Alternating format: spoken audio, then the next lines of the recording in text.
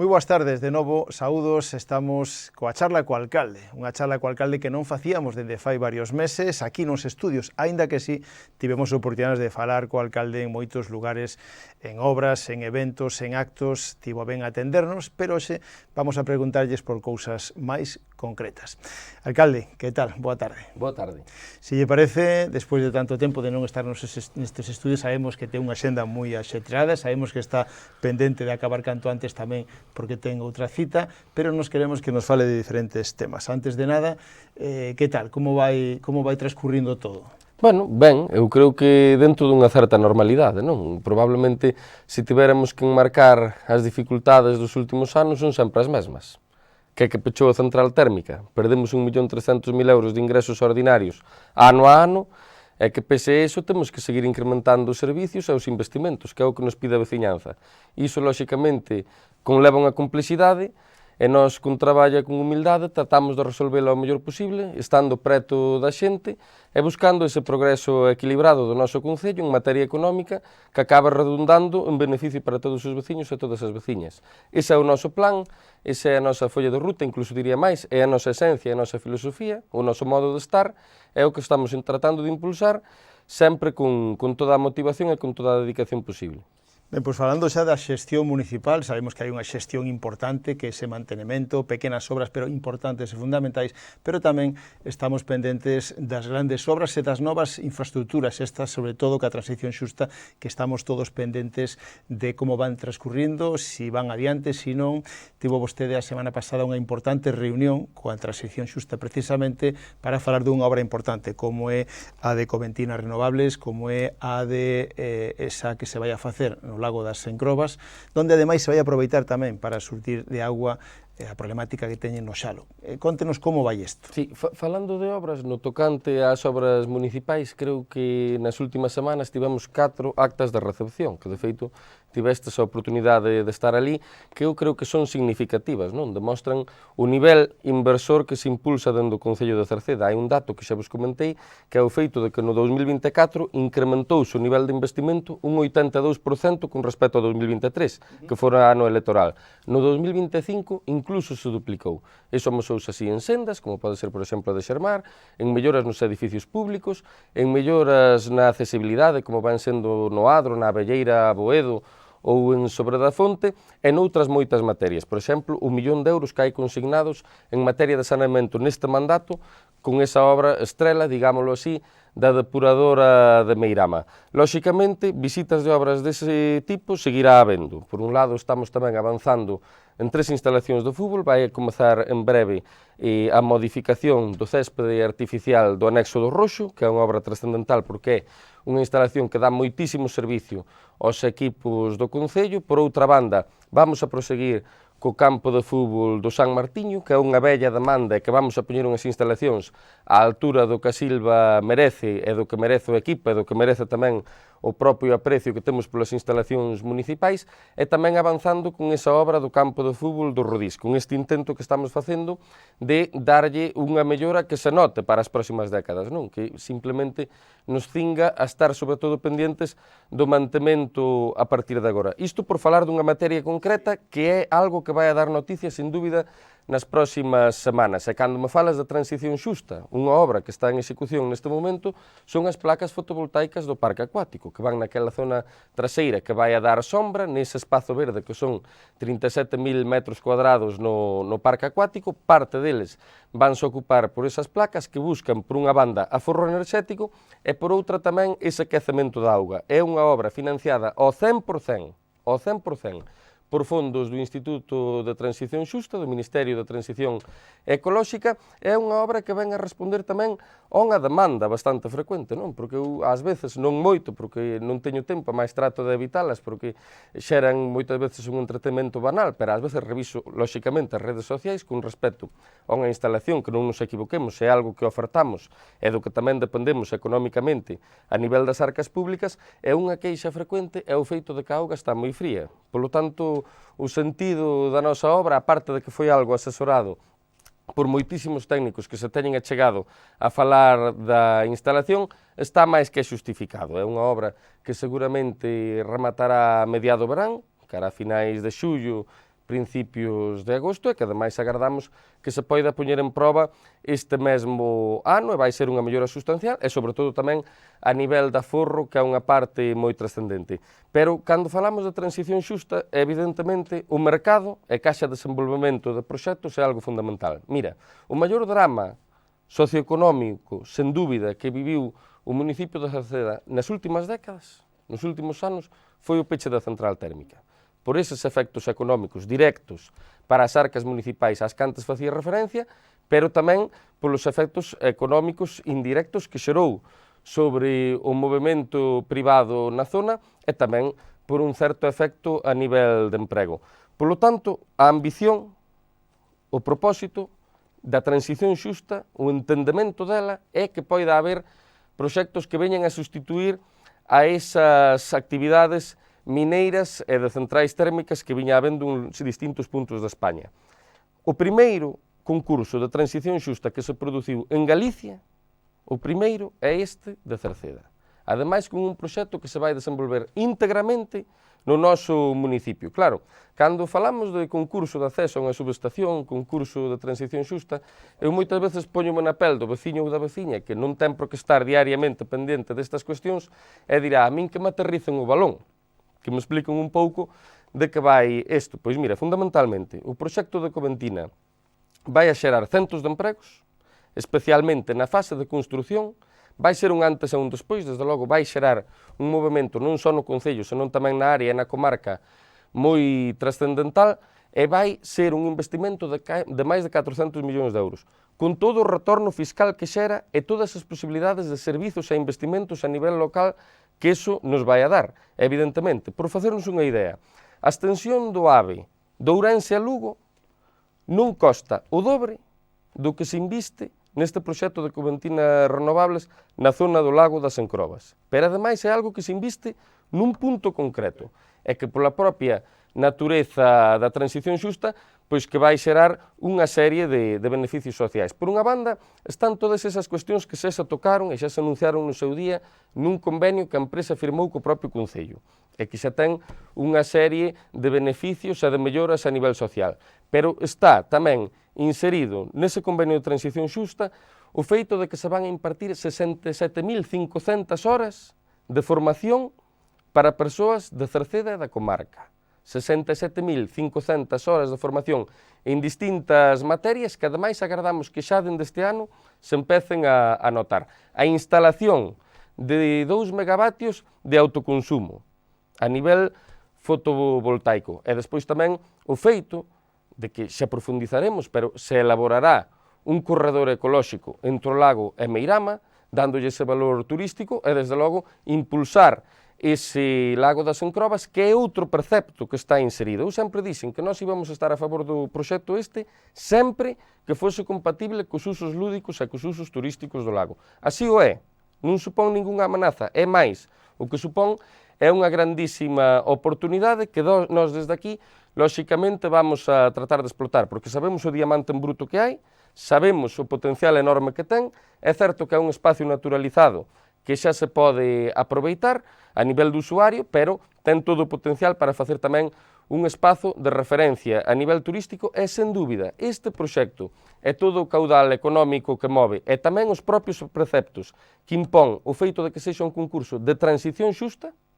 neste caso seguido e impulsado polo Ministerio, vai dar, sen dúbida, ese enfoque de mellora que todas e todos vamos a poder aproveitar. Sen dúbida é unha noticia que é un antes e un despois, que non lle quepa dúbida a ninguén. É algo que é ilusionante, do máis trascendental, sen dúbida, que lle pasou ao noso Concello nas últimas décadas, e nós facendo un seguimento que, lóxicamente, faga fincapé na sostenibilidade, que en certa medida xa está regulada a nivel urbanístico e a nivel medioambiental, pero tamén no emprego, nos ingresos públicos e no impulso de todos eses asuntos de interese común, imos estar aí ao pé do cañón, sen dúbida. Ben, pois, alcalde, evidentemente, xa vostede mismo di, é un antes e un despois para o que toda esa zona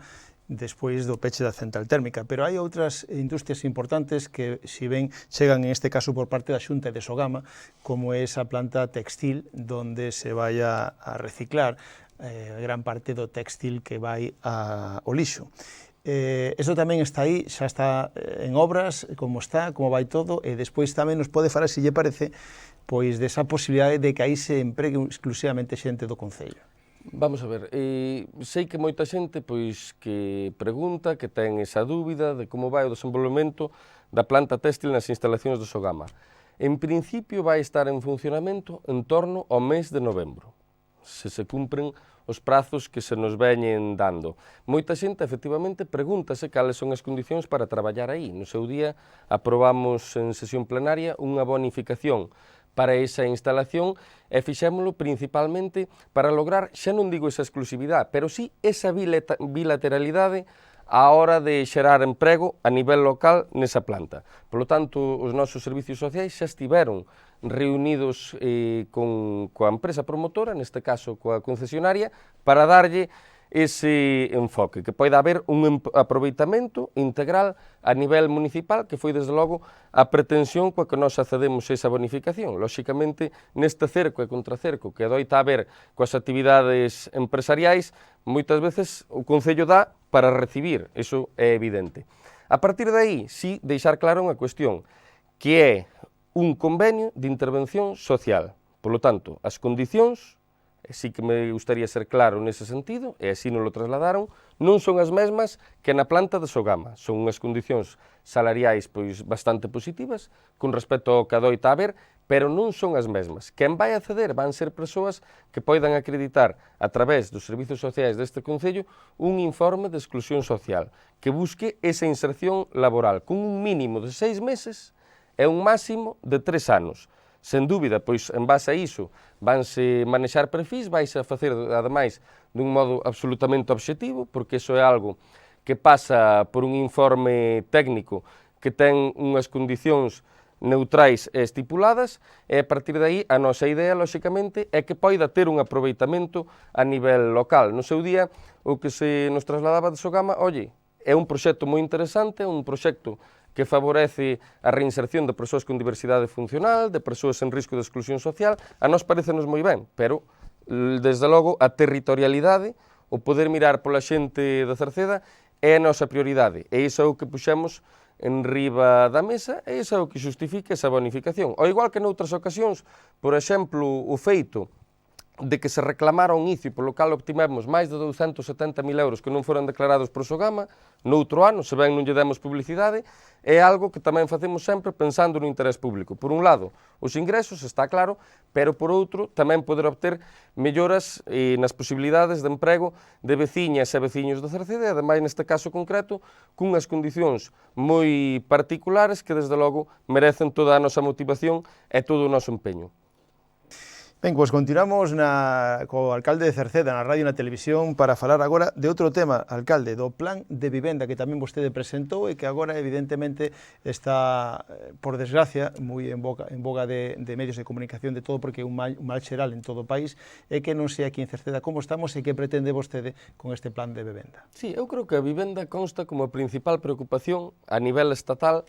dos cidadáns, está claro. É algo que ademais hai que fomentar en España, todo o mundo fala de que ten que ser o quinto piar do Estado do Benestar, e eu nese sentido quixera reivindicar o traballo que fixo o Ministerio de Vivenda, con este desbloqueo de máis de 7.000 millóns de euros, nos cales as comunidades autónomas pois tamén van ter que facer unha aportación, no caso de Galicia 401 millóns de euros, e o traballo da ministra de Vivenda, Isabel Rodríguez, hai que poñelo en valor, sobre todo porque podemos adherirnos a isto, nós e a maioría dos concellos, gracias a que hai esa aposta que o que busca é financiar 100% traballos de participación e de definición de establecemento de vivenda pública. O que se fixo de momento, pois é unha modificación de crédito polo importe do contrato menor de 18.150 euros, que o que busca é facer os estudos previos, de algún modo delimitar o obxecto de estudo. A partir de aí hai un segundo proceso que é de participación, onde tamén o Concello funciona como demandante de vivenda pública e onde vai haber